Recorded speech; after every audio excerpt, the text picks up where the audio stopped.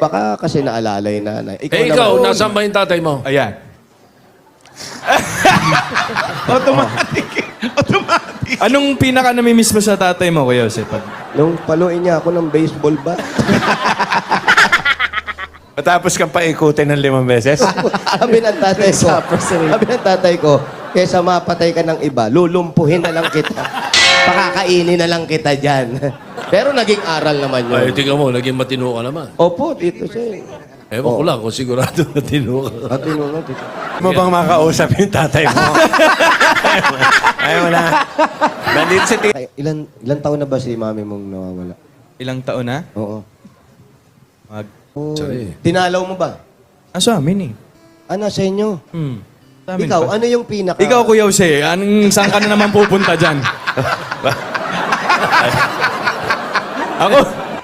Sabi lang nung Magparaan tao.